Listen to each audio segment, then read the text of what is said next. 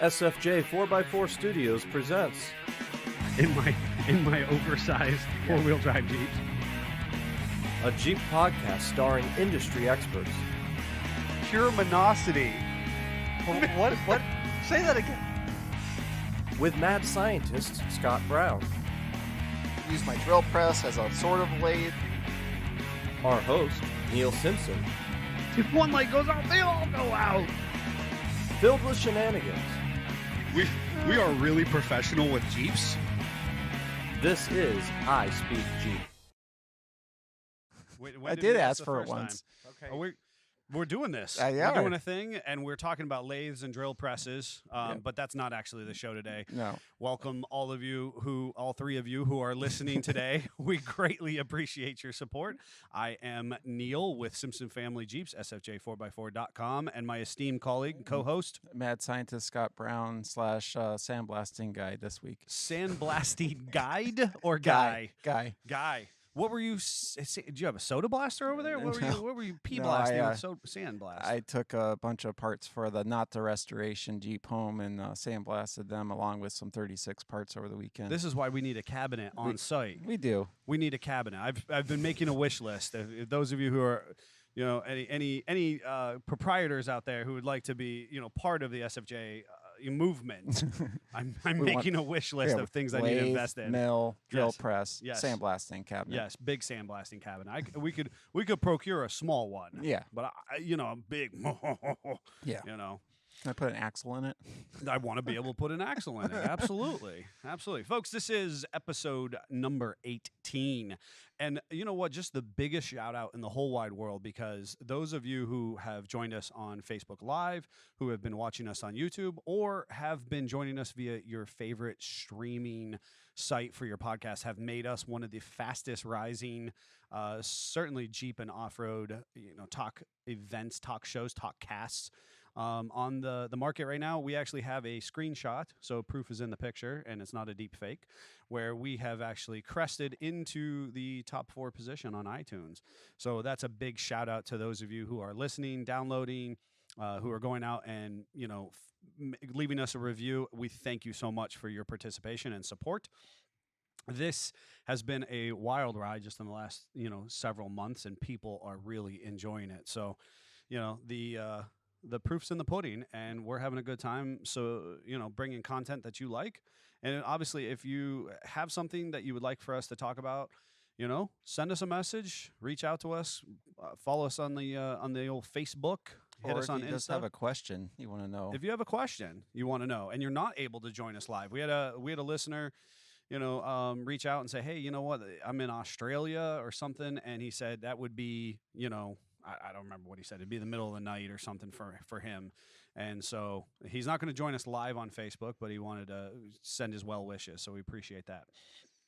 We are going to be talking, obviously we'll be catching up of our weekend shenanigans. But this week we'll be teasing Jeep released a new color for one of their vehicles. It is Pi Day.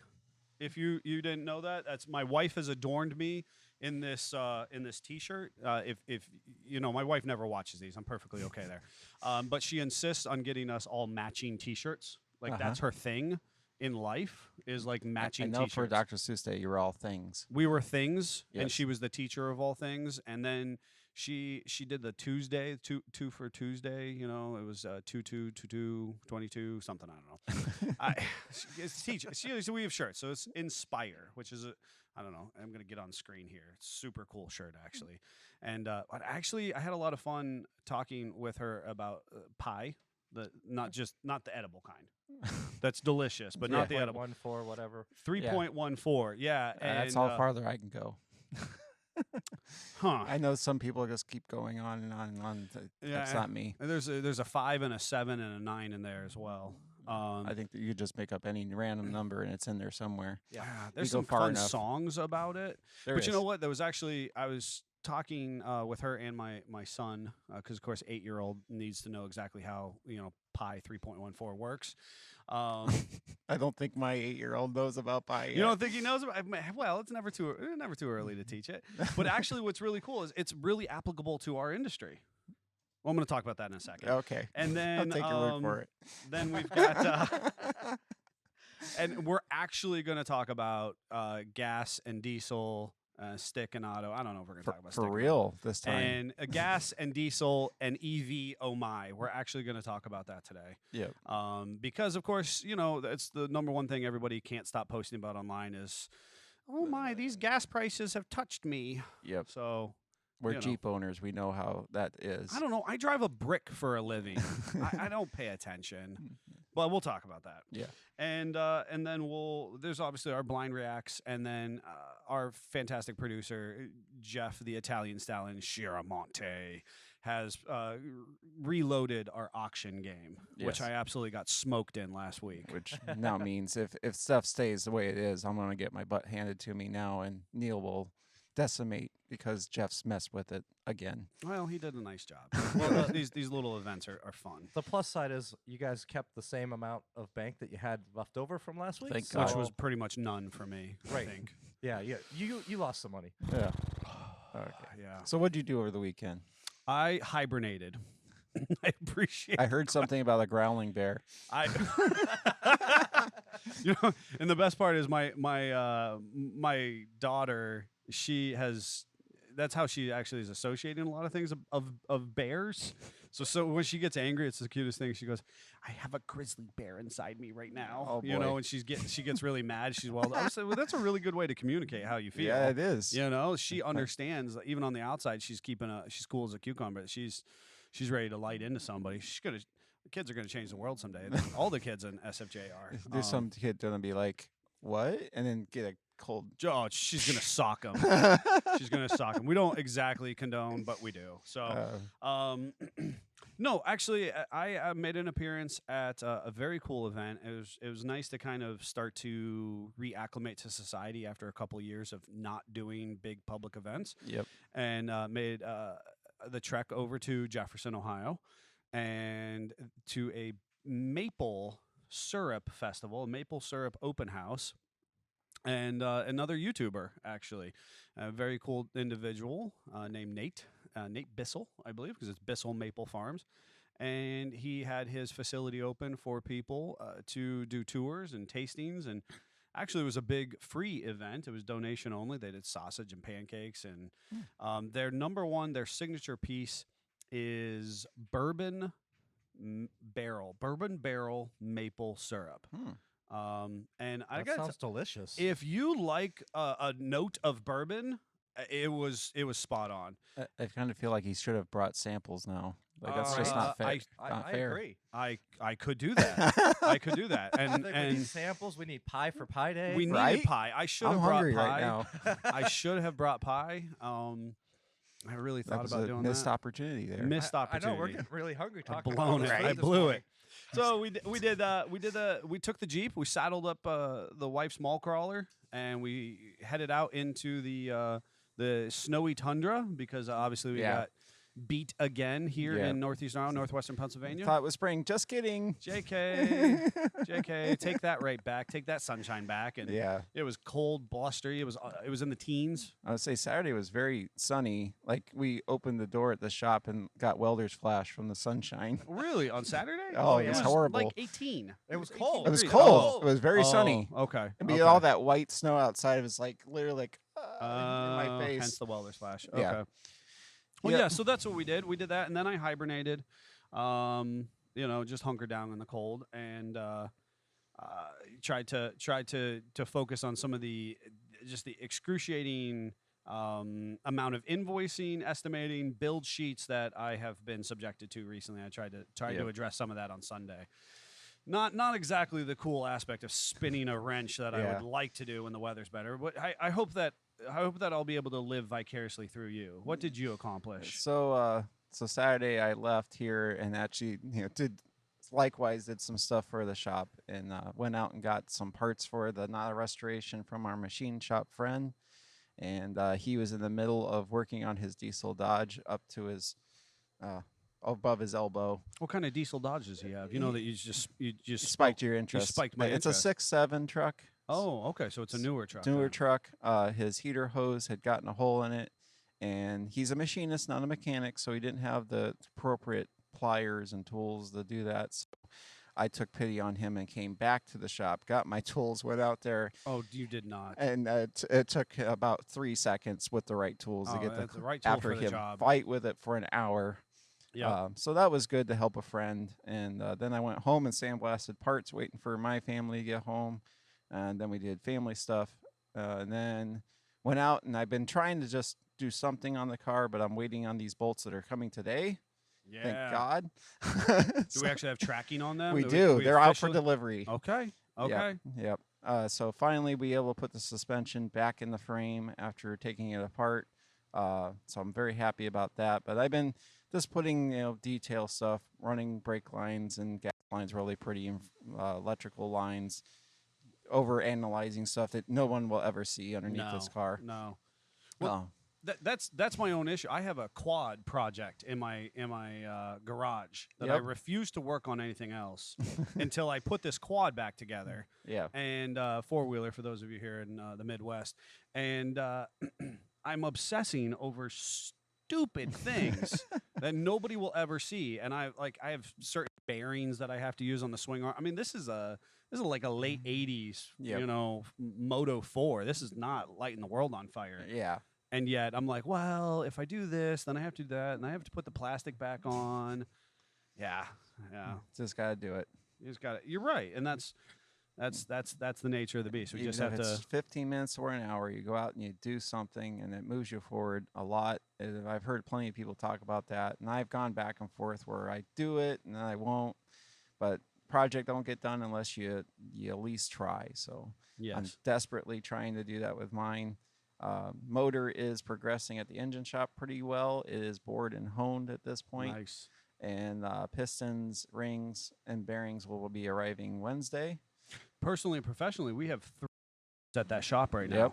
Yeah, that he's been shop kicking is- butt. That's good. Yeah, and Yeah. they've made good progress on all of them. Then They have. Is really moving through stuff well. So then Thursday I'll be taking stuff out there again for our engines and my own, and we'll really be watching some progress, I expect, after that, because it's not too different than our own personal mechanic here. He hates waiting on parts, so when you give him parts, it's like, all this aggravation, I'm gonna go and do it now. screamed in the. You were I'm so sorry. excited. You were all excited. You were reliving our performance mechanic. That's Red, literally and what he that's- does, though. It's like, He's like the Tasmanian devil, yes, right? once you give him parts, it's like, let's do this now. Oh yeah, they rip it out. I mean, as long as we can keep giving them parts, pitching them a fastball, Yeah. they keep hitting home runs. I mean, it's if anybody knows me on a personal level or a business level, I always say the testament, if a good business is not how many things we do in our house, right, but our network as well. Our network Yeah. establishes our net worth, and our ability to find qualified individuals to do excellent work. So engine building. We've built engines. We both Yeah. personally build engines in our life. I actually really like building engines. Yeah, it's I like therapeutic.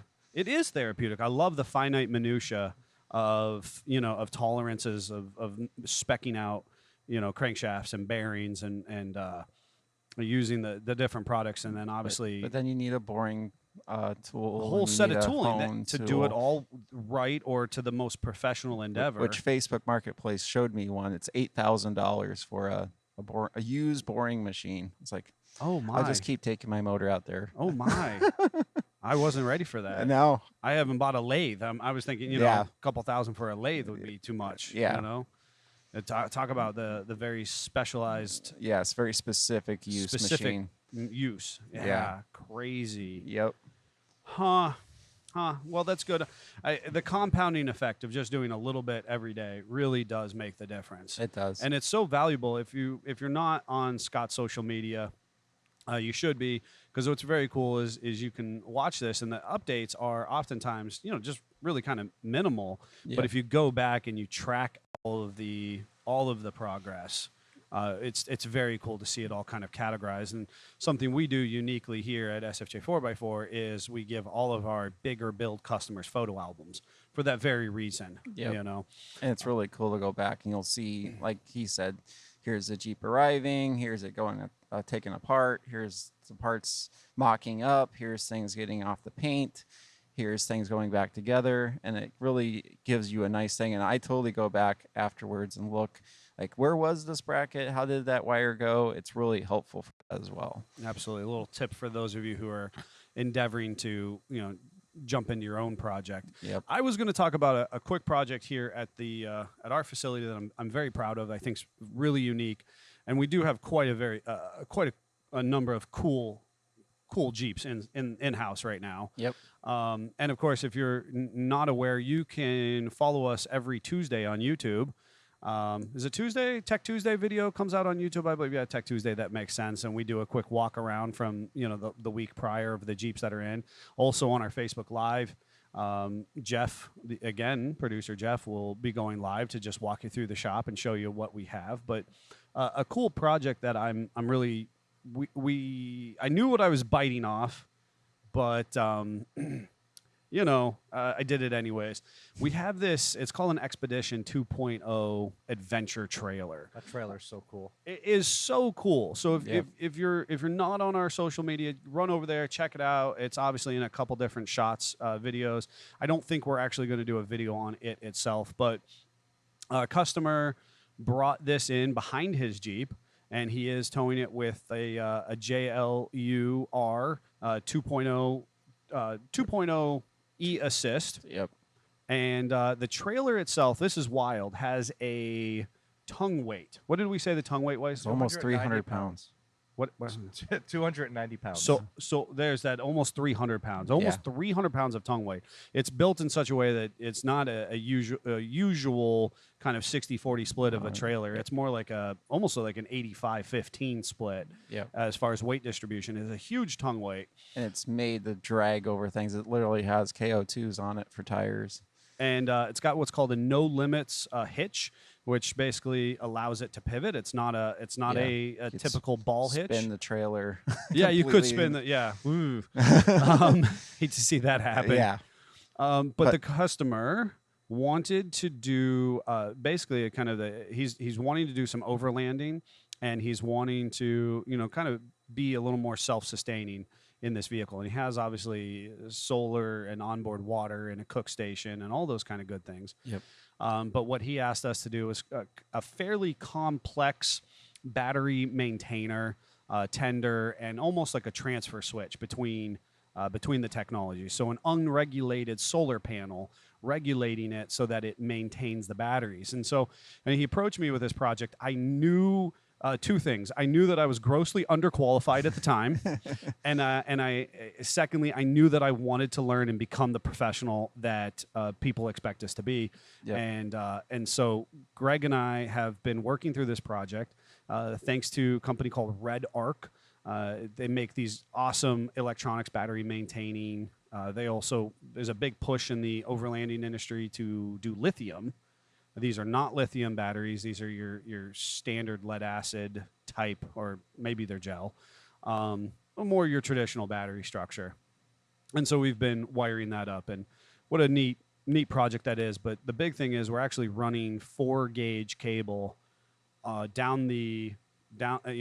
4-gauge cable down the tow vehicle to an Anderson plug. Into the trailer, so we're actually giving that trailer all the juice.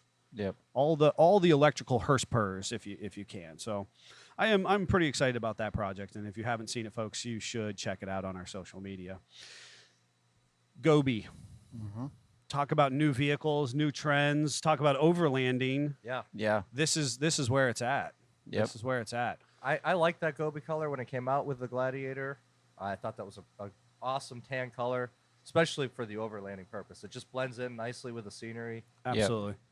Yep. And so if you are a Jeep person, I think that you immediately have a little bit of this, I don't want to say tactical, rugged individualism is always how I like to I think just articulate colors in general with Jeeps. Like, everybody remembers a red Jeep as a child, or a yellow Jeep, or something bright. They've always kind of done colors their own way. And when people are driving boring silver sedans, there's a bright green Jeep or a bright blue Jeep to kind of get your attention. And I think they're just continuing on that kind of different unique color. You know thing. what? You're absolutely right, and I think that we had a message. Well, no, we had an episode previously about colors of Jeeps. You know, and we as Jeep people, we do want to kind of stand out from the crowd, despite the fact that we kind of want to be left alone in the process. Yes. We do want to be. You know, Yeah, it's this give and take. Weird give and take, right? It's a quick message. I see it. Again, folks, you can join us live on Facebook, and so we're gonna reach out a couple people. So obviously, that Jeep owner and trailer owner has reached out, Chuck, and he said we're killing it. Pics look great. Obviously, we're keeping him updated in the process. We appreciate that, Chuck. And then another great customer and friend of ours, Ken Kushner, says Happy Pi Day. So, and again, my shirt says Inspire. Those of you who are not watching, and the pi is the PI of the Inspire itself. So, kind of a cool message there.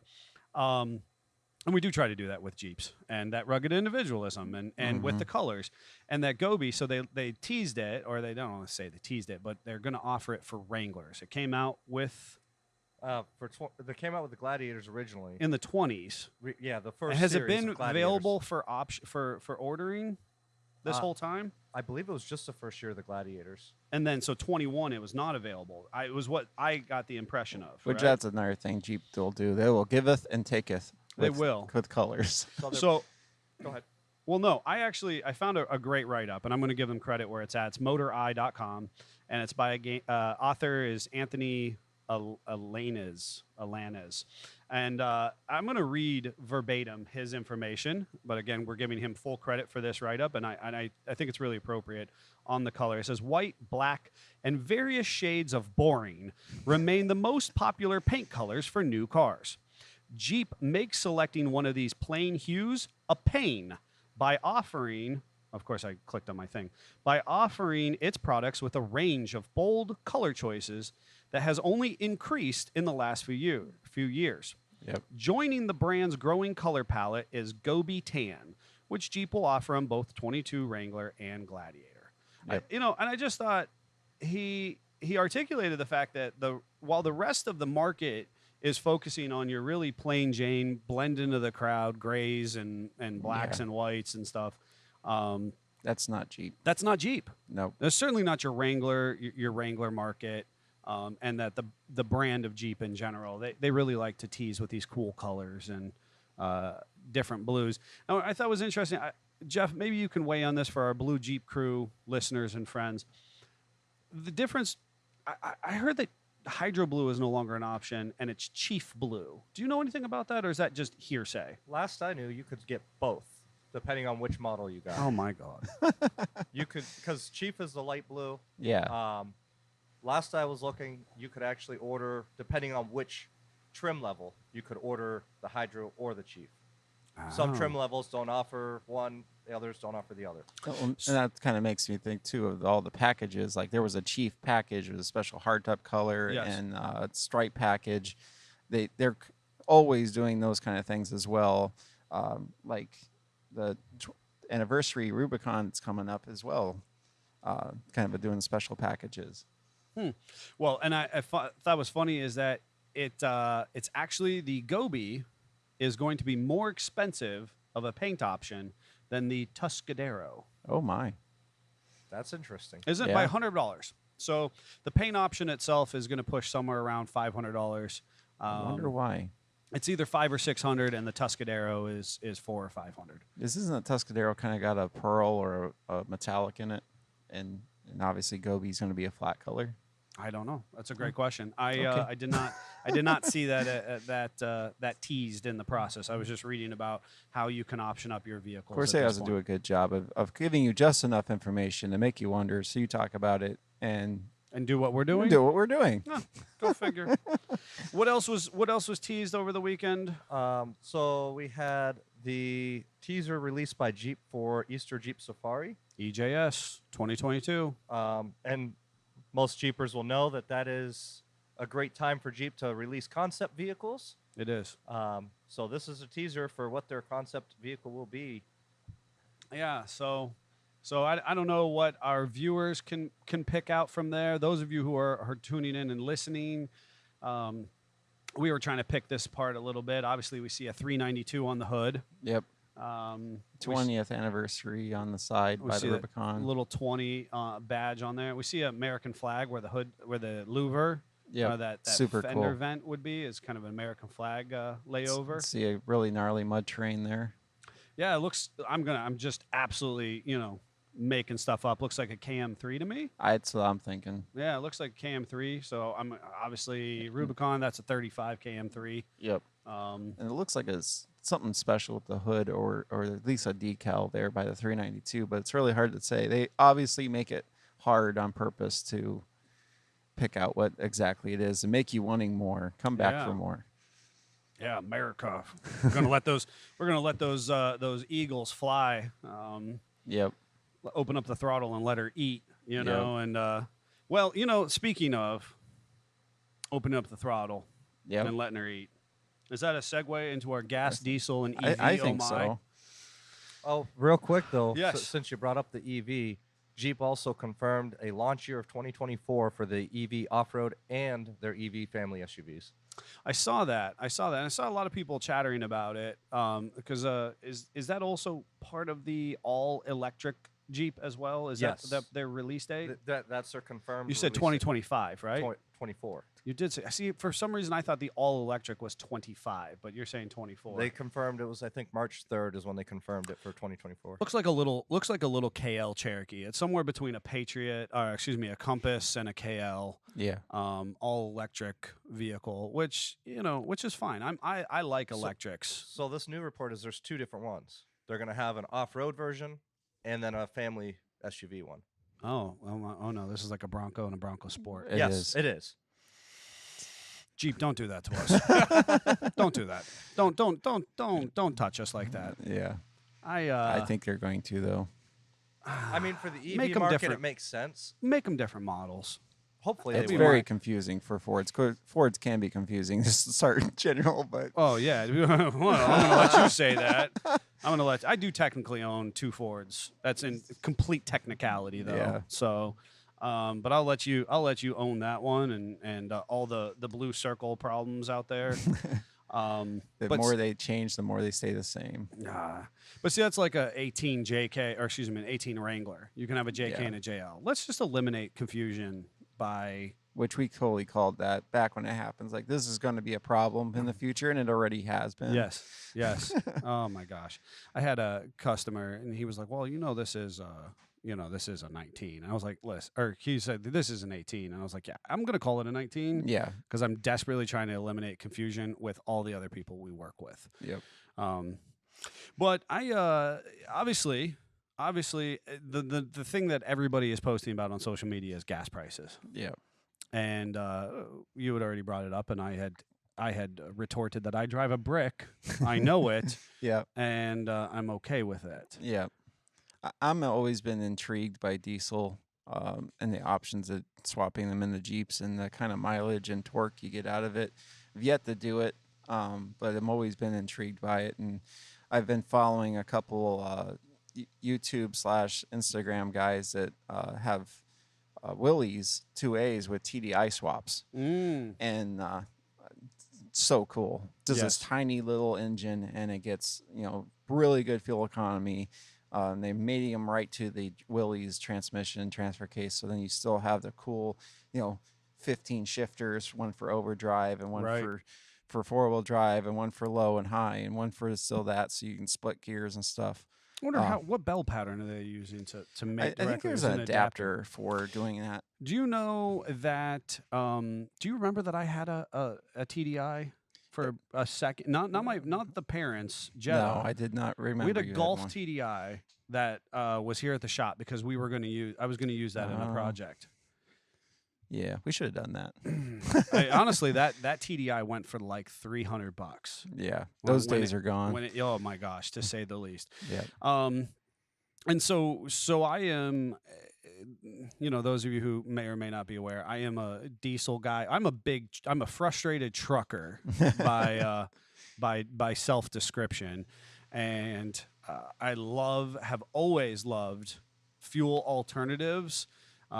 Different aspects of fuel. In the 90s, obviously we were still living in the ripple effect of carburation. Yeah. And obviously carburation, for all of the good works that, that say Hawley and Edelbrock and, I don't know, Motorcraft sort of tried to do, we were still kind of in that ripple effect of inefficiency of just kind of dropping fuel into a bowl. And then in the off-road circle, if you were running a carbureted vehicle, it was not uncommon for you to be in an off-camber situation and allow the fuel would then either overflow the bowl, pouring out of the carburetor onto your hot manifold. Which is always exciting. Which is way too exciting because that pouring adds aeration. So fuel makes it worse. Gasoline unto itself is just a bucket of gasoline. Do not try this at home. Do not try this at home. But if you were to light a match and drop it into a bucket of gasoline, it'll go out. It'll go out. Yeah. Don't ask us how we know. Yeah. So, but if you add air or atomize the fuel in the process, you'll lose your eyebrows.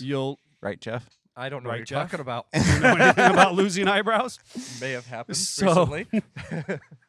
So gasoline, as it's atomized or aerated, it then, that's the whole point of pumping it into a cylinder. Is cylinder compression the explosion then completes So something compression. I actually kind of tie in. I've been doing lots of research on my engine build, and what do you think is better for an intake runner, smooth or real rough for that kind of stuff? Well, interesting, because typically we used to say it was smooth. You'd go in there, you'd actually hone it out and So open it up smooth is actually worse. because it's not aerating it. Yep. You want a rough surface to kind of make those molecules move around. You want your exhaust to be smooth, so It exits quickly. it exits quickly. You want to slow down Does that not so it create can the back pick up pressure. the fuel on the way in. I'll be. So I was really interested in, because a flathead is not efficient on how it gets air in or out. So they do all these little tricks to make it better, and leave that stuff rough because it's actually better. Interesting. So it made me kind of wonder, like plastic intakes and stuff like that. That are Like, actually a little smooth. they're smooth, but I think they stop it quick enough that it doesn't matter. Or maybe when it's port injection, it doesn't matter as Maybe, much it's port injection because now we're actually at the valve or in the AFR cylinder. is your air fuel ratio. So if you've actually worked with us in a manner, you'll know that we start talking some really technical jargon about the efficiency of vehicles, and especially our older ones that we then Scott is a magician of Hawley Sniper, and we start talking about AFR, which is our air fuel ratio, and I actually have had to tune, supercharged Jeeps, big What V8 is Jeeps. Joe talking about? All right, Joe Brilla. I want a Jeep that runs off of RTG, thermoelectric generator. NASA uses them to power deep space probes. It's a honking big chunk of plutonium. So he's got a nuclear. He wants a nuclear Jeep, is what I just good. read. I'm already close enough to Perry. I'm interested, Joe. I mean, I'm interested, but I'm- at the same time, slightly scared. Yeah. All right, so circle back to the 90s, and I wanted desperately to do propane injection. So this is where we're coming, living in the ripple effect of carburation. And I don't know if you remember, but we had this big push in the mid-late 90s, since everybody was scared of change everything. propane injection. Yeah. All these fleets moved over to Yep. LPG. I'm gonna say the gas company around here was the whole fleet was, and maybe still is, natural gas for that. Correct. And people for off-road purposes, there was a big push because obviously It'll run upside down. it'll run upside down, and fuel ejection is scary, Yeah. right? It's the devil. It's and and so I remember how going through the different the big publications at the time, and teaching myself how to do propane injection. Yep. Which would have been cool, but obviously the big problem with propane, or one of the big challenges, and we do have an acquaintance, a friend, even somebody local who has a really cool propane injected buggy. Do you know what one of the big challenges of propane is? I honestly don't know much about it. That's fine. It has no lubrication at the valves. Ah. So if you're familiar with our older our oldest technologies, right? So our flatheads that Scott's talking about, typically that technology that engine would have run on leaded gas. Mhm. And the big advantage to the lead additives was basically a level of lubrication at the valves, Yep, at the seat and at the valve seat head itself. specifically. Correct. And They didn't have hardened material there, so it would erode away if it didn't have that lubrication. well, there you go. And that's the issue is that so when we did this big push to propane inject all of these older vehicles, it actually had an insufficient amount of lubrication at the valves and the valve train itself. The thing that's crazy about that specifically, though, is I've heard lots of people like, "Oh, you can't run that on blah. You have to have lead additive and all this sort of stuff." Every engine I've torn apart has had hardened valve seats. Even ones that shouldn't have them. Like my flathead has inserts. Really? Somebody went in there, you think? I have no idea. Interesting. When you got a 70-year-old piece of iron, it's been a lot of places, so it's hard to know exactly what was or wasn't done. But Yes. um, So I actually in this scenario, I actually thought of you over the weekend because there was a C10 for sale in I want to say North Texas. I don't remember exactly.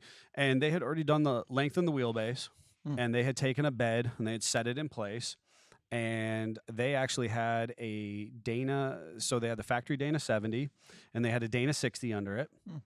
And the big piece was that it was still running the Nissan diesel engine. And which if you're not familiar with that specific diesel engine, it was very low horsepower.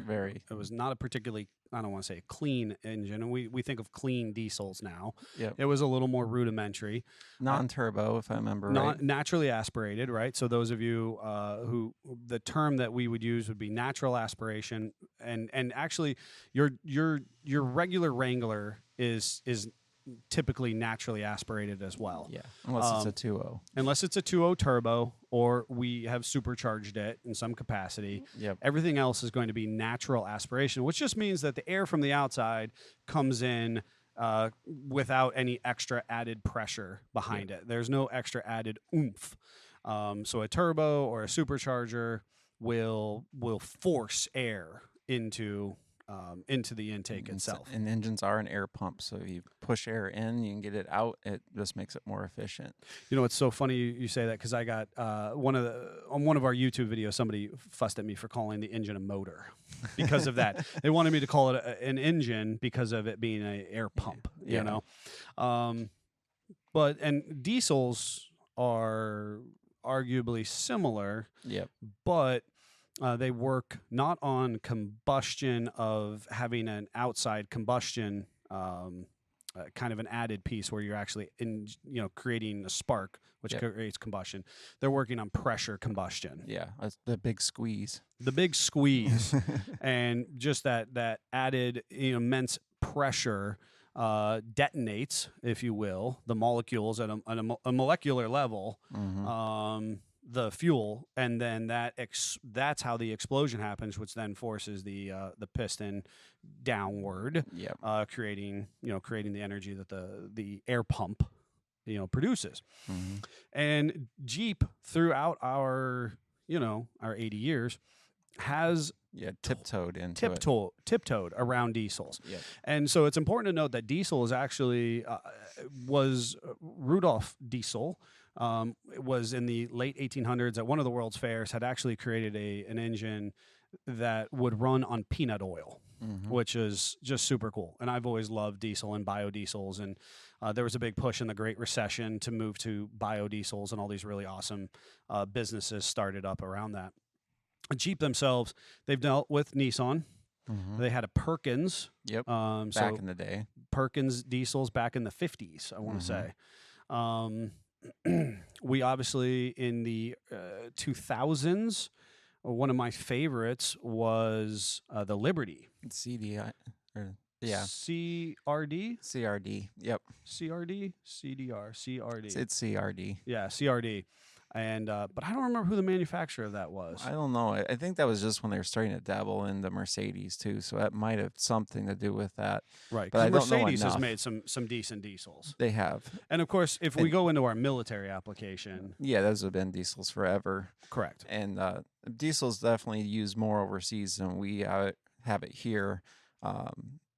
Cleanliness of the exhaust and stuff has always been a big problem with diesels. And I could tirade off into diesels and why we should be using them because I love them so much. Yeah. But so the real question then is, which one is better miles per gallon, diesel or gas?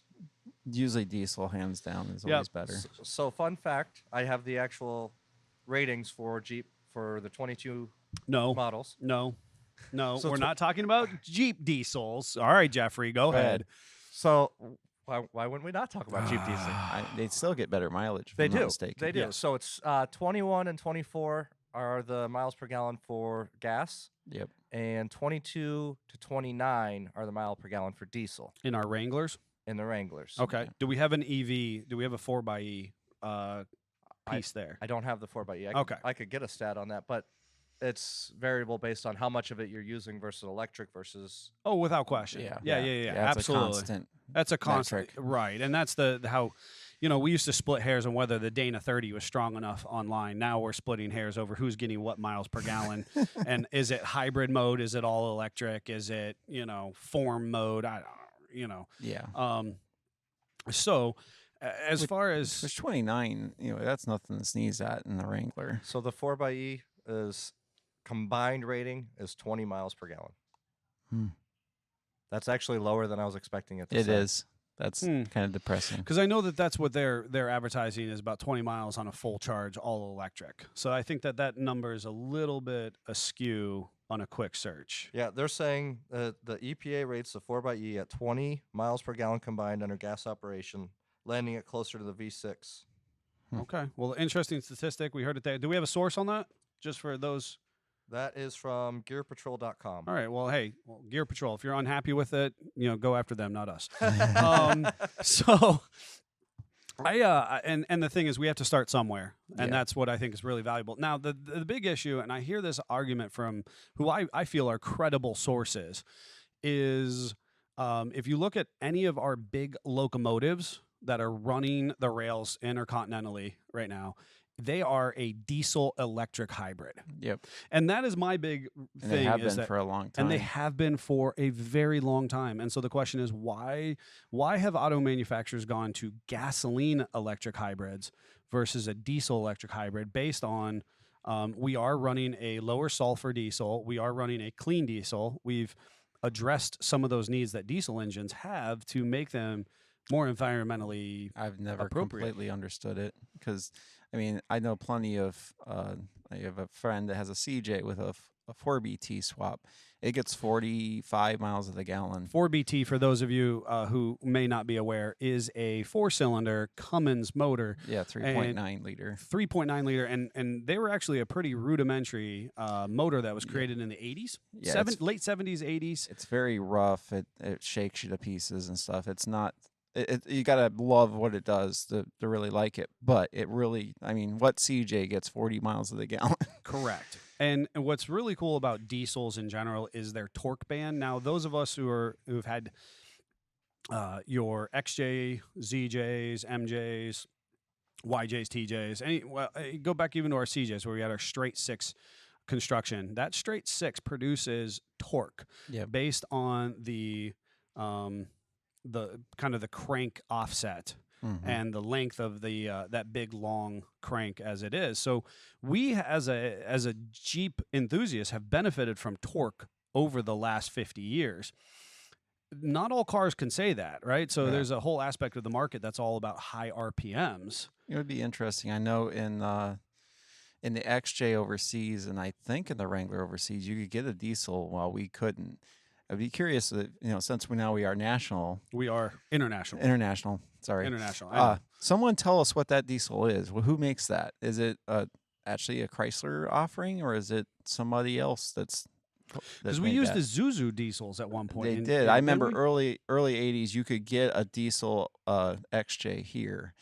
but it didn't live very long, and the parts for it right now are really hard to get. And that was actually a Renault. That diesel was during as part of it was a, I don't want to say a complete monster child of the Daimler Chrysler AMC Renault matter, It but totally it was. It was a Renault diesel, and I desperately tried having one, and that's why I just, man, I forgot all about. I remember that. reading on like the XJ pages about someone looking for a timing belt for that, and they had to like buy it out of Australia on this shelf that sat there for 30 years and wait 3 months for it to get shipped over. Yes. And all this other crazy stuff. So I think one of the succinct takeaways, and because if we talk about advantages and disadvantages, right? So a diesel is going to arguably get better fuel mileage. Mm-hmm. It is going to be arguably better torque rating, Pulling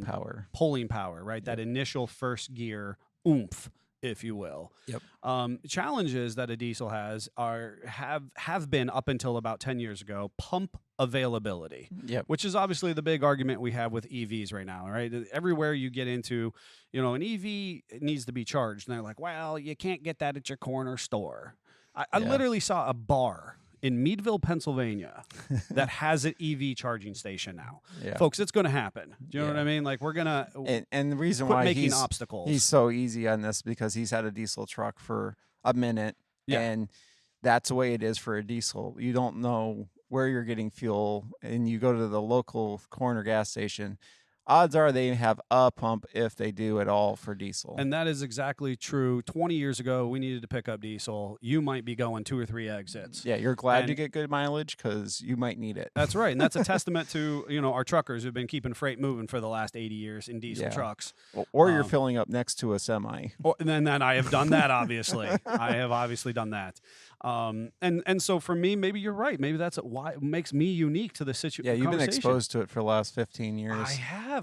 You've just changed my my perspective. Yeah, that's why I'm so EV friendly. I'm like, hey, well, I'll just find the pump. I call an EV charging station a pump, but and that would be a thing. So funny enough, I'll be succinct.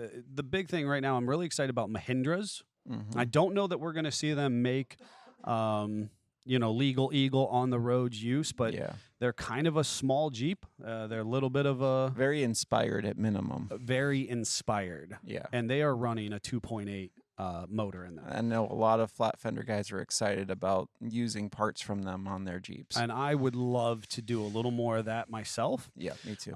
Additionally, Cummins did come out about 5 years ago with the 2.8 crate motor. Yes, which is very exciting. It was a little bit cost prohibitive unless you were really committed to the cause. But and you had to be super committed, and it's a 4-cylinder as well. Yes. It's lighter than the 4BT. So here's one of the big downsides to again, we had talked about how diesel uses this extreme compression to then create detonation.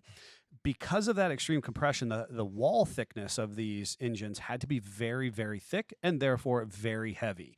And so one of the big like downsides. A 4BT weighs what a big block Chevy does? Correct. Correct. And a 6BT even more. I always love 1,200 people, pounds. Oh, yeah, right? Something crazy. And I always love people being like, oh, well, I'm going to put a 6BT in the front of my flat fender. And I'm like, nope, not in stock, you're not. No, you're not. Yeah. And I am a 6BT fan. So, or that general. Yeah, the 2.8 really made that kind of not the case. But it had like a polymer oil pan and a bunch of other weight-saving mods. Sure. I know that a lot of the magazine guys did a TJ swap with one of those. And they did a bunch of comparisons with a V8 and a stock 6-cylinder and the diesel and how much fuel they used on the trail and all that kind of stuff. And one of the other advantages, I don't know if this is always the case or not, but diesels run cold as well. Yes. I remember actually that CJ with the 4BT swap, we were out on a trail and it was hot as all can be. It was our sticky July day that we get in Ohio. And he just let it run. And the fan finally came on for the first time in 6 months. And all these Jeeps are overheating. They got the hoods propped on them. They're taking XJ brakes all throughout the woods. Oh, gracious. And It just finally got the temperature. Oh, gracious. Oh, that's awesome.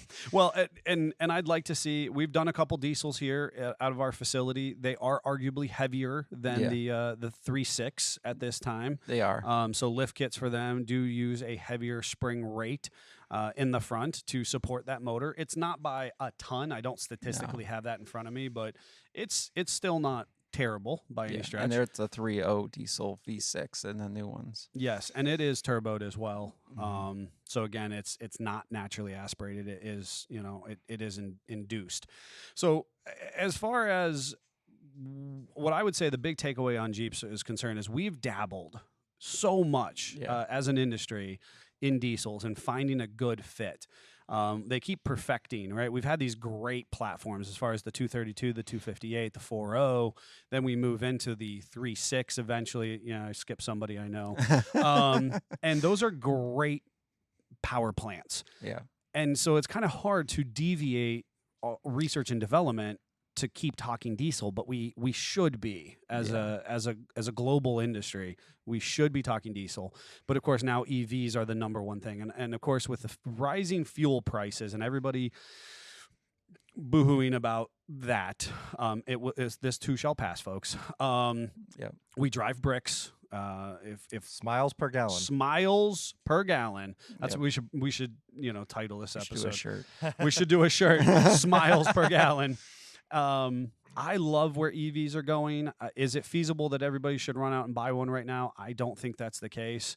I would like to see a diesel electric hybrid in the near future. I don't think we will, just based on R&D dollars. I think the advantage goes to diesel in the grand scheme of things, but I don't think the infrastructure does. Yeah, I concur. You concur on that one? Yep. Wish it was the case. I think we'll all be in EVs here sooner than later. But I think the advantage would be to the diesel if we could funnel the right funds into the production, of it. But folks, if you have thoughts on that, reach out to us. If you have absolutely a terrible diesel experience or a terrible EV experience or a terrible gas experience, or maybe you have a wonderful experience with one of them. Or maybe you put the wrong one in. And we have had that happened recently. too. Have you ran your gas engine on diesel, or have you run your diesel on vegetable oil? That's the last thing I needed to mention. One of my favorite. This is a shout out to a brand called Mercedes Diesel 4x4. If you're listening, folks, and you want something really kitschy, as far as you're really going to be a head turner at your local Jeep meet or off-road event, you could stuff a late 70s, 80s Mercedes diesel into your CJ, YJ, TJ, XJ, and I've loved seeing that business grow. Some unique stuff. I meant to mention something when you were talking about your Jetta, your TDI stuff. So taking a pretty cool diesel technology, stuffing it in our old school Jeeps. Very interesting stuff. We're gonna do a blind react. Yeah, let's do the blind react. Let's do a blind react. Let's see what's going on here. Don't wanna think about it. There it is. That's if a you're heck still awake, that if will you're wake still you up. awake. Yeah, that's going for Here you. it goes. What do you got? Oh, this is submitted by one of our viewers. Oh, Oh my. oh, the music. I'm grooving. Oh, oh, oh, oh. Okay, I'm gonna say that's RC cars. That's not real Jeeps or vehicles. That was submitted from somebody who was listening and viewing, and I appreciate them doing that. I was actually tagged into that. I didn't know that was going to be our blind react. I was tagged into that like 17 times Yeah, I this saw weekend. it on Facebook. I don't know I what you're didn't talking click on about. it. Oh my gosh! So that's the first time I actually did watch that. Oh, you didn't click on I it? didn't click on it. I don't click on much. That was pretty good though. I still say those are RC trucks. I love it when the trucks. RCs there's some really good footage out there Oh, where they man. make the RCs look really real. And they did a good job with that if those were RCs. I'd put money on it that they are. Oh, But I agree. There's actually in one of the ones that I got tagged into, you can see a guy shadow. Yeah. Like down on it, like he's playing with Matchbox cars. yeah. But the fact that I don't really care, like even if they're RC vehicles, the fact that it flips over and mounts it. The only thing that would be better if that was like a JKU mounting like a Toyota. Oh boy. I said it, Toyota guys. Oh boy. I said it. Here it comes the hate mail. Or Bronco. Ooh. Bronco would be better. I, Bronco would be better. I think the Toyota Jeep guys can unite against the Bronco probably. Yeah. I think we should do our product spotlight. Product a quick segment spotlight. here. And now it's time for our product spotlight. Hashtag not sponsored. Spotlight. Hashtag not sponsored. So this is, if you know us, you know that we use Yukon for a lot of axle builds. We like their products and their quality control, and we have some pretty cool products here. One of which is hard to find, but is actually a 30 spline outer stub shaft for a Dana 30 wide track for not a restoration over there. Hashtag not a restoration. So that the 360 will not be breaking this shaft here. It's chromoly, bigger U joint, and 30 spline. So, gonna talk on a business perspective. As a business, we almost exclusively use Dana Spicer and Yukon Gear and Axle in our product lines. Both of those manufacturers offer a certain quality control and customer service that they can stand behind. Yep. For today's specific, both, as far as we've dealt with those companies before, and we've talked about Dana Spicer in the past, I believe. Yukon has a lot of different product offerings. So what we have on display, and Scott was starting to explain, was this outer stub shaft. Those of you who are listening and trying to visualize, we have this really unique outer stub shaft. Obviously, it would be Yukon Gear and Axle box next to us as well. And as part of what these manufacturers are doing, they're into metallurgy. You know, the actual components that make up the product itself. And so if we're just kind of talking about, as we have with RCV in the past, quality replacement axles, one of our big sellers has been the chromollies. There is a 1540 and a 4340, I believe, as far as these stamped on there. That one's 4340. This is a 4340 chromoly.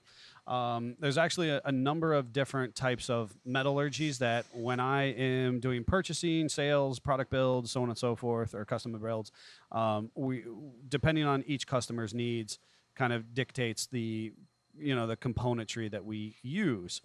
And this specific product was one that Scott brought to the table from Yukon. Yep. And it's super rare, right? Yeah. So understand, when we're talking about this, what Scott just quickly rambled off about, a 30 spline outer with a 760 U joint. Yep. That's not something you're going to go to your local box store and buy. No, it's stock CJ. It's had a 260 U joint, which is very small cap size.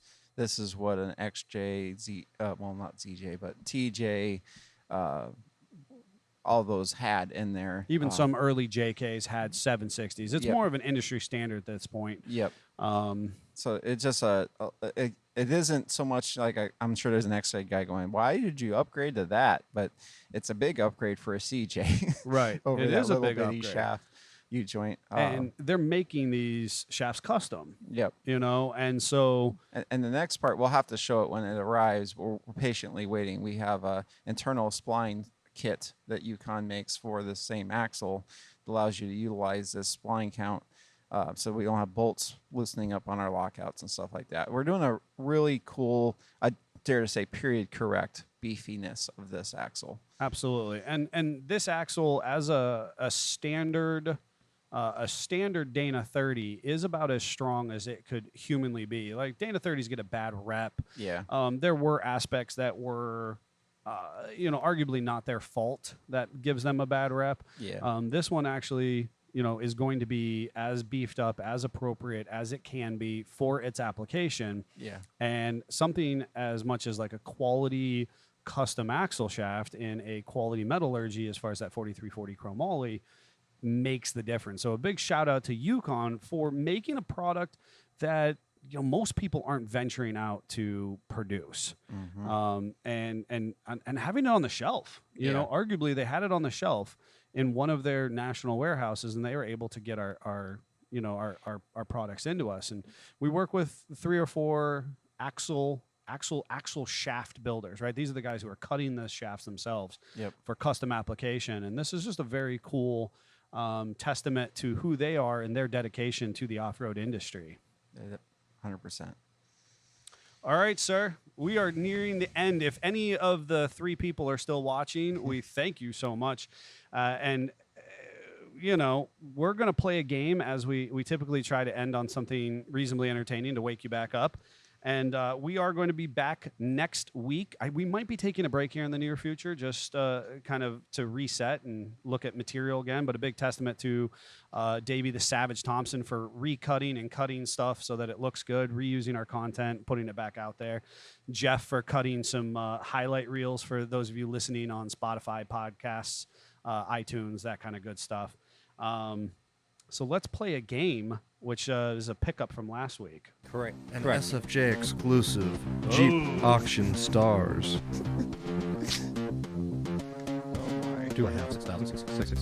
Neil versus Scott. An epic showdown. man. Bidding proportions. 14, 45, 15. 15, do I have 15? Go once, go twice. Sold. Wow, there You it is. enjoy this way too much. You know what? I do. I was listening to a podcast over the weekend, and they do their transitions live every single time. So I'm going to do a big shout out to Jeff, because like those of you who are listening, like that just sounds natural, and you listen to radios and they do natural transitions. And for Scott and I, who are absolutely clueless on how any of this audio production works, like that's a big shout out, because like this podcast has to do their transitions live and they do a great job, but they have to do it every single time. And so Yeah. Jeffrey has made this consumable and cool. So thank you for that. All right. No problem. I'm just sucking up so that I don't have Because to. you're gonna I'm get- trying to, Yeah, I'm I'm gonna totally, get demolished. probably kick my butt now So similar rules. Similar. Why'd they change? So because it's Jeff. this is the overdrive round.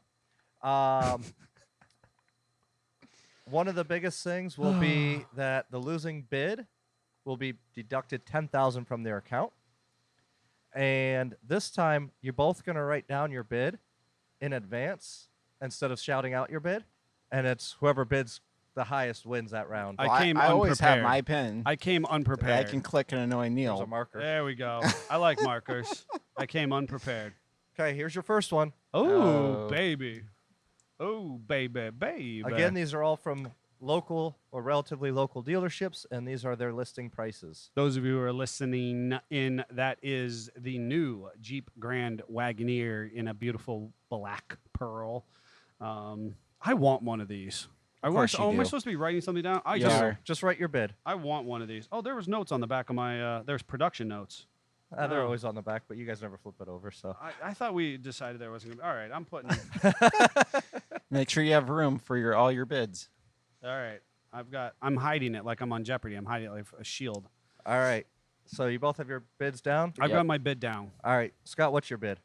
105,995. And Neil, 116. 116. Okay. Ow. So Neil's got the winning bid. Ouch. 116. I mean, these things are insane. I knew they were over 100. Scott loses a bid, so he's losing. Whoop, that's 100,000. We don't need those. Well, he Hey. doesn't need to lose Yeah. 100,000. He Be needs. nice, man. 10,000. Yikes! And here. But I didn't is want to buy it. 98. 98,920. And thought that's it for was the whoever Series got- 3. I thought whoever got closer. I was so confused. I'm confused now. I don't know. I I think got- I you was actually closer. won. I won because I was closer. I think to I the lost number. all that money. You now. were 116 and I was 105. I don't know. We were both over. Well, the highest bid wins it So I technically won it, but I lost because I because you wasted money. wasted I'm money. confused. Yeah, I mean it's I'm just like, vernacular. I'm I'm gonna with just him. keep.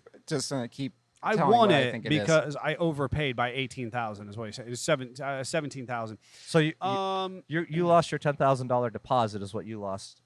Because Okay. it's the overdrive round. We're still losing money, Yep. no matter what. Okay. But I have a really cool Wagoneer, and I'll take it.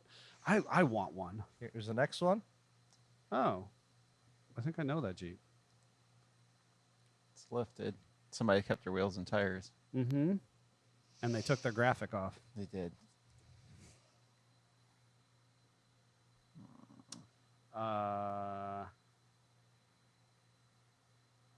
See, because the advantage is here, you can't sandbag the price. Correct. It's still making us lose money, so that we can't just sandbag the price. That's at exactly. $1. I know what you're doing. You wouldn't let me You do know a me at dollar this. before. You know me I at this tried point. that. I know, but now he put it into the rules, and so that we can deduce money quicker. I really don't want to. Davey told me that only lames give round numbers, so. Okay, Davey gave his nod of approval off screen. that's right. All right, Neil, what's yours? The Savage, $29,732. What kind of number is that? Okay. That's a shout out to the Savage. Scott, your number? 45,800. All right. Let's see what we were at. 41,124. So I think I won now. I think you won. I don't know. I still lost $10,000.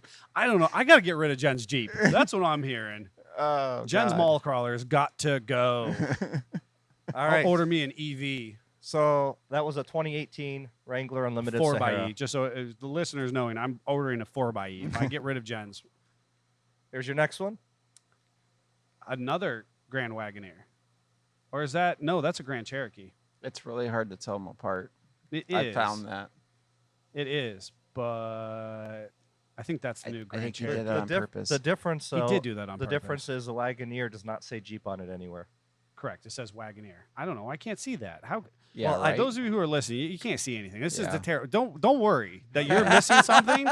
If you're still awake at this point, you're not Yeah. missing anything because this is just like a white 3/4 shot of something that's either a Grand Cherokee or a Wagoneer. I don't know, and you can't tell proportion because it's next to like and a there's a really building. long letter line on the door, but you can't read it from our No, vantage point. no, It could say and Grand Cherokee or Wagoneer. I have no idea. It doesn't help that Scott and I are technically blind. Yeah.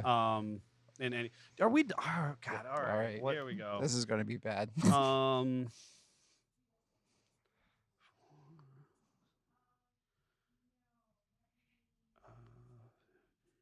All right, I'm good. I got my number. 54,659. Scott? 75,985. Yeah, Scott won that one. I'm still losing 10 G. Whoa. What? Boy, I got close. So is that a Grand Wagoneer? No. Wagoneer Series 2. Oh. So it is a Wagoneer. There's actually 3 series of Wagoneers. Series 1, Series 2, and Series 3. I need to brush up on I that. guess. I need to brush I was up looking on at the that. wheels going, that's a Grand. Because it's got plain looking wheels. I need to brush up So, on my so there's a Wagoneer knowledge. poverty level Wagoneer is what I'm hearing. It's still ridiculously Well, expensive. yeah. A poverty level. You could buy 2 houses in Conneaut, Ohio. Or you could just drive around in your Wagoneer. Here's your next one. Yeah, that's it. That's what's up. Are there icicles on that Yes, thing sir. behind the wheel Yes. well? Yeah, Yeah. that's a JK thing. Mine has icicles right now.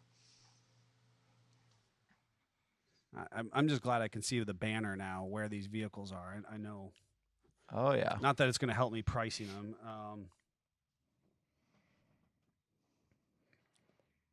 An update on the scores right now. Neil's at 169,290 in the bank. Scott's at 219,768. Which is better. Scott actually is better. He has way more money in the bank right now. Yeah. Yeah. Well, you know, And considering this you both is a- started at 250,000. this is a testament to other things. So Yeah. I'm not going to. That bothers me. My wife said I should do really good at this because we literally play this game all the time. If you didn't hear that last Well, you know, week. what frustrates me, I literally do a podcast on. I do the review of for sale vehicles, You do. but I do everything like junk vevehicles. Like Well, Jeff that is. it's all marketplace reviews, so they're going to be way out of skew of what a dealership's offering. Yeah, That's and true. I'm that. He's just Thank you. sandbagging right now. Thank you for So what's your making me feel number? a little better. I don't know. You're just trying to drag it out. Okay, what do we got for numbers? 32,517. Scott? 28,521. All right. Whoops. What That was- happened? There we go. Jeez. 26,997. What did you say it was? 28.5. He was close. Golly. So that is a 2014 Wrangler Unlimited Sport. I'm dying here. You guys kind of got a preview of that next one. There it is. Some people did some things I think those 18s. at least, if not bigger than that. Yeah. So it could go either way. Could be like, this is so bad that nobody will buy it, and it's cheap, or they really think it's cool, and they up the price. yeah. I'm gonna watch it be like a launch as well. You know.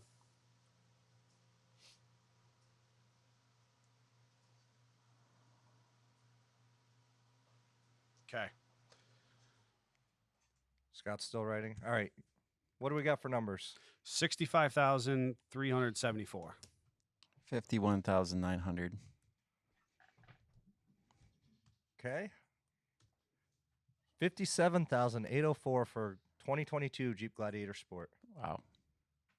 What did you say it was? 51.9 is what my number was. Oh, you.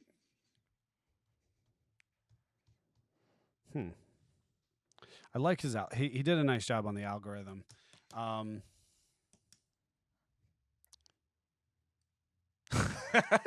You guys just froze. Those of you who are It's a WK2 for those that aren't able to see. you're not able to see. It's I know nothing about this. Is it a WK2? Yeah, I don't think it is.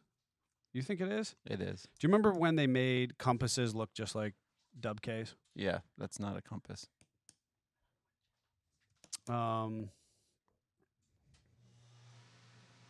Okay. Wow.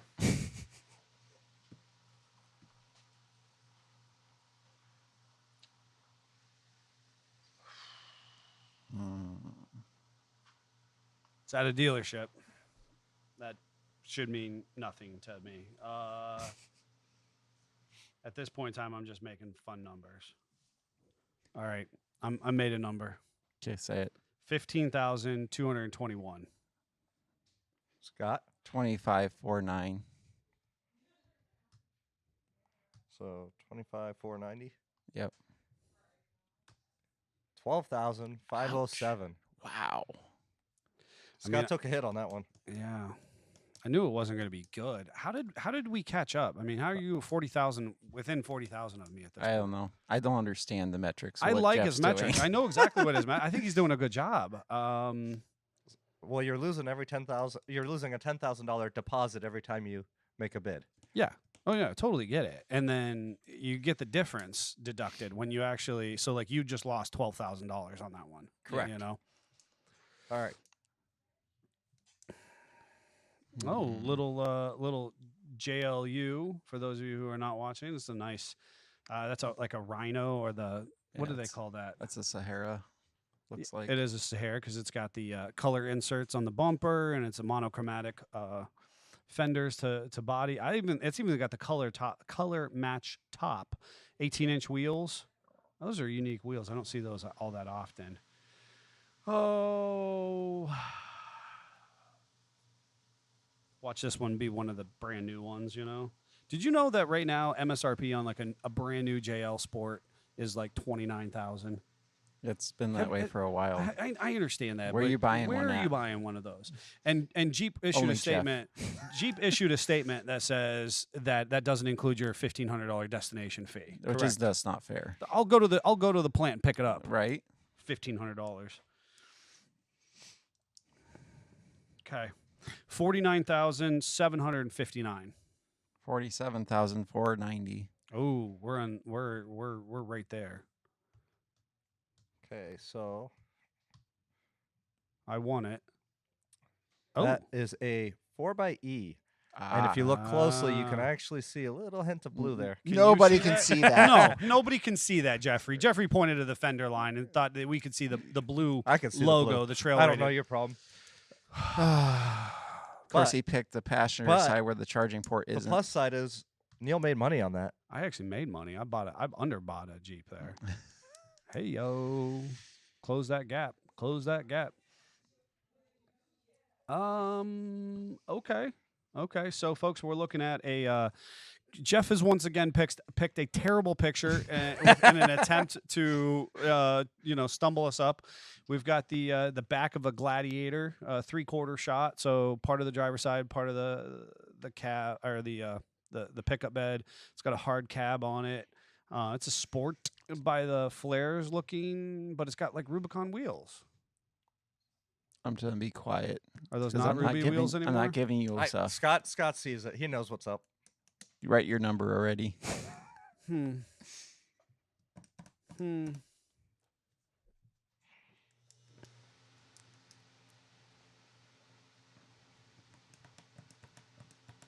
52,368. 49,995. 52, 368. That's why we write them down.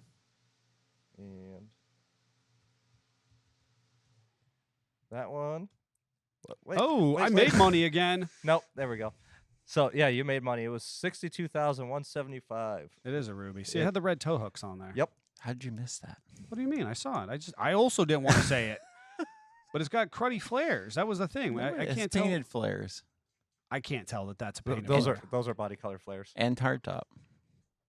Those are body color flares. Yeah, Yeah. And a body color hard top. No, I see the hard top, but the flares. I genuinely, I'm gonna tell you, I put $50 on those flares. From my perspective, look like sport flares. See the line right here? That's where it transitions to the body color. Yeah. You can actually see the line transitioning all the way around. It's I mean, got I the saw the LED red toe package. hooks and the LED package, and obviously the hard top. Well, that's why I ended up upping my rate. But why didn't you go higher then? Because I've been obsessing over that Jeep, and I know about what they're listed for. You were way low. What do you mean? You were low. You were. Well, way that's what I low. want to pay anyway. That's what you want to pay. So All how right, that we gotta works. wrap this up. What There's do we got? Final round. So Final. final round is actually a Oh. bonus round. Winner will get a bonus 10K in addition to their. Folks, let me just tell you where we're actually at, because I just for the first time looked at the bank. It's close. Despite this the fact round is going to determine that it. Scott has absolutely been beating the chaps off me. I have 164,793 to his 166,785 in It's the bank. anybody's game at this point. It is anybody's game, and Jeffrey is seeking to stump us once again. Oh, I'm going to stump you real good because this one is a Jeep.com custom build, and I added all the amenities, so that's your hint. You have to figure out what that final price was and make your bids. Oh, and there's also a minimum bid. I'm not revealing that minimum bid, but if you don't bid above that, you're still losing that. Folks, what we're looking at right now is a Tuscadero. Without talking through way too much, even though I know Scott sees exactly what I see. It is a Tuscadero. I can tell you that it's got some packages. Obviously, if Jeff is telling us that it's all optioned up, it's a JLUR, all the goodies.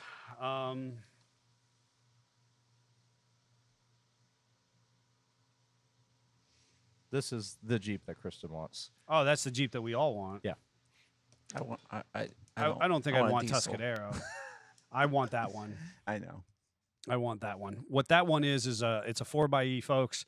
It's going to have the Recon package because it's got 35s in the picture. We can I see just the hope I'm not too low. we can see the blue tow hook on it. We can see the blue badging. It is a Rubicon. It's a hardtop, color match. It's got all the goodies. And Scott and I both know that. He can see that just the same as I can. So now it comes down to pricing it on Jeep.com. I'm at $75,855. 72,895. Folks, we are right there. This is it. This is the number. Well, see, how does this work? So the minimum bid. Oh, 76,185. So you made money on it, and he lost his 10,000. Yeah, but I got the Jeep. He met the minimum bid, so did. he didn't get the penalty of 40,000.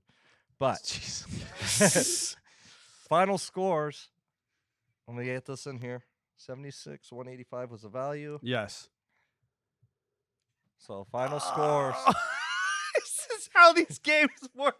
I don't know what This happened. is how these games work. Neil takes it. 165,123 versus Scott's 156,785. And we got some cool vehicles out of it. That was our benchtop build. When we were younger, Scott and I would just be on the phone just talking about what we would build with what kind of money, unlimited bank account, in time, whatever. That was actually a pretty fun game, Jeffrey. Way to put that together for us. Folks, I hope you are still watching, or maybe this is a short segment, and so you watch this and you want more. You can find us at YouTube at the SFJ 4x4 TV channel, where you'll find our podcasts, our marketplace reviews, our hashtag not sponsored, hashtag not a restoration videos, whatever, our walk-arounds, all this cool Jeep-specific content. Also, if you're listening in on one of your favorite streaming platforms, we thank you for joining us.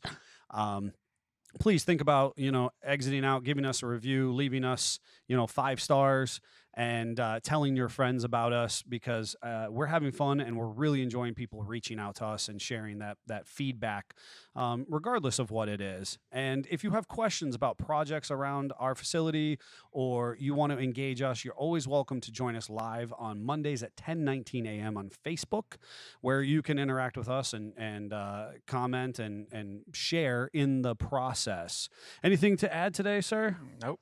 Without further ado, folks, I hope you have a wonderful week. We'll see you on all the different devices and on YouTube. Until then, Jeep on. Jeep on.